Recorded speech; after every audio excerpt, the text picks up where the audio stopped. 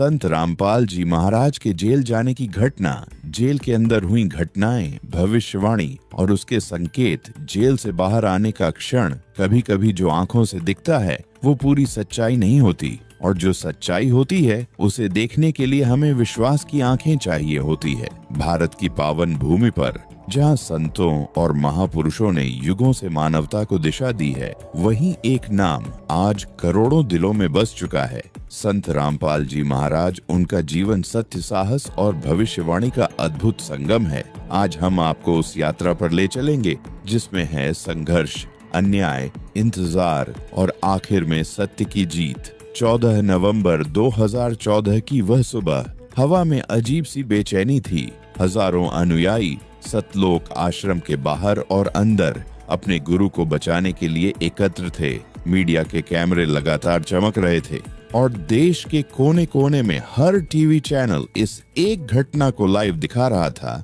कानून के नाम पर कार्रवाई हो रही थी, लेकिन भक्तों के दिल में एक ही सवाल था, क्या यह सब पहले से तय था? क्या यह वही परीक्षा है जिसका जिक्र गुरुजी ने कई बार किया था? भीड़ में से एक वृद्ध महिला, जिनकी आंखों में आंसू थे, धीरे से बोली, हम जानते हैं ये सब एक दिव्य लीला है, हमारा गुरु निर्दोष है। और फिर पुलिस की गाड़ियां भीड़ के बीच से रास्ता बनाते हुए संत रामपाल जी महाराज को लेकर चली गईं। भीड़ ने सिर झुकाकर प्रणाम किया और आंखों से आंसू बहते रहे। जेल की सलाखों के पीछे जेल एक ऐसी जगह जिसे लोग अंधकार, दर्द और अकेलेपन से जोड़ते हैं, लेकिन संत रामपाल जी महाराज के लिए यह स्थान एक और आश्रम की तरह बन गया, जहां उन्होंने अपने सत्संग, अपने लेखन और अपने ध्यान को जारी रखा। जेल के अंदर कई कैदी जो पहले अपराधों में लिप्त थे, उनके प्रवचनों को सुनने लगे। एक कैदी ने बाद में बताया, गुरुजी ने हमसे कहा, बेटा तुमने गलती की, लेकिन अब तुम्हारे पास मौका है अपने जीवन को बदलने का। धीरे धीरे जेल की कठोर दीवारें भी भक्ति और ज्ञान की गूंज से भरने लगीं। भविष्यवाणी के संकेत जेल जाने से बहुत पहले संत रामपाल जी महाराज ने कई बार अपने सत्संग में कहा था, एक समय आएगा जब मुझ पर झूठे आरोप लगेंगे, मैं जेल जाऊंगा, लेकिन ये सब थोड़े समय की बात होगी। उसके बाद सत्य प्रकट होगा और दुनिया देखेगी कि जो कहा था वो होकर रहेगा। भक्त इन वचनों को याद करते और कहते, गुरुजी का हर शब्द सच होता है, ये भी होगा। जेल के अंदर भी उन्होंने पत्रों और संदेशों के माध्यम से यही कहा, ये सिर्फ एक अध्याय है, किताब का अंत नहीं।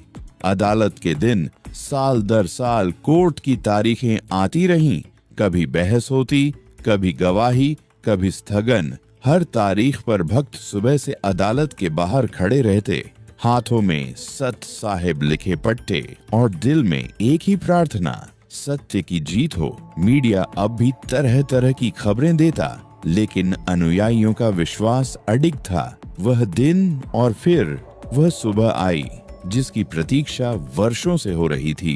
कोर्ट का फैसला आया। सभी आरोपों से बरी खबर सुनते ही जेल के बाहर जमा हजारों अनुयायियों ने सत साहिब के जयकारों से आकाश गूंजा दिया। लोग एक दूसरे को गले लगा रहे थे, आंखों में आंसू और होठों पर मुस्कान थी। जेल के दरवाजे खुले और बाहर कदम रखते हुए संत रामपाल जी महाराज ने हाथ जोड़कर भक्तों को आशीर्वाद दिया। वह क्षण जैसे समय ठहर गया हो। बेटा, मैंने कहा था ना, ये सब थोड़े समय की बात है, सत्य कभी हारता नहीं। गुरुजी के ये शब्द सुनते ही हजारों लोग रो पड़े। जेल से बाहर आना सिर्फ एक व्यक्ति की जीत नहीं थी, ये थी सत्य की जीत, विश्वास की जीत और उस भविष्यवाणी की जीत जिस पर लाखों दिल भरोसा कर रहे थे। आज जब लोग उस दिन को याद करते हैं तो कहते हैं, हमने अपने गुरु को सलाखों के पीछे भी देखा और सत्य की रोशनी में भी। और यही है उस भविष्यवाणी का सार। अंधकार चाहे जितना गहरा हो, सत्य का सूरज एक दिन जरूर उगता है। सत साहिब जी।